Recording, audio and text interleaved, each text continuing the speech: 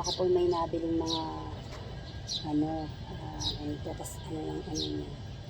Ngayon gagawin ko siyang bonsai kasi pag inano ko siya sa dito, ang pangit niyang tingnan, di ba? Yung pinakaugat niya nakatutok doon. Ngayon puputulin ko po siya din. Gagawin ko po siyang bonsai. Ito na ngayon siya. Ngayon, sasawsaw ko po siya sa sa fungicide na po. Ayan.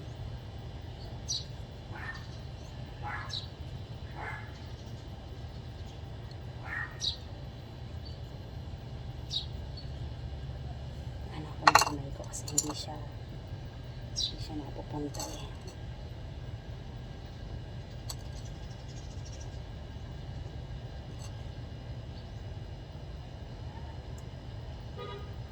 Kahit na meron na siyang ano po ito yan.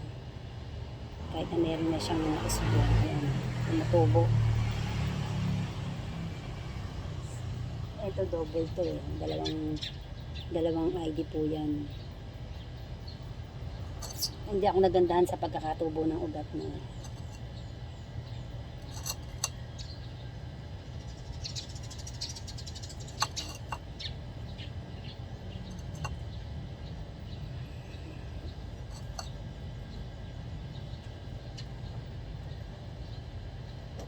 ito siya.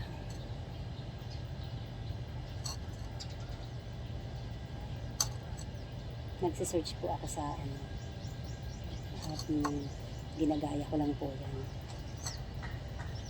kasi kailangan natin pag-aralan, hindi basta tayo tira ng medyo hindi ko muna siya itatanim, hayaan ko muna siya, pero baka maitanim ko na ito kasi meron naman siyang fungicide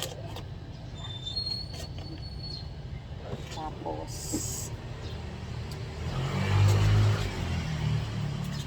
suporte po ako ng bilog nito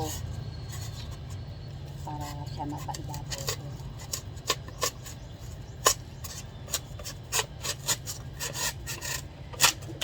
Ayan natin siya ng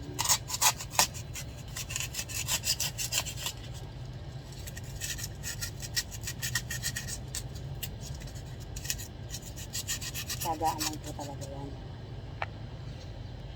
Ay ito na po siya. Ako po talaga yung ano po kami sa credit ng Home Credit and TV. Hindi ko po pinatapon ng ganito. Ito. Ayan. Kasi alam kong may gagawin ako. May igaganap ko po dito yan. Tapos itatanim ko ngayon dun sa aking parang medyo paling to na po. Pero okay lang. Parang paling na. Pero paling kasi talaga yung pagkakatubo. Hayaan na natin. Papakita ko sa inyo yan pag inano ko. Mahirap lang kasi iyan rin sa isang kamay lang ang gagamitin ko eh.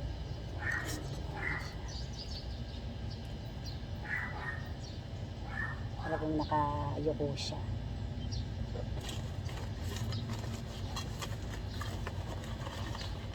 Papakita ko naman sa inyo. Gusto ko kasi makita ninyo ng mapag-arap. Ayan siya. Ipinatong ko doon yung styro.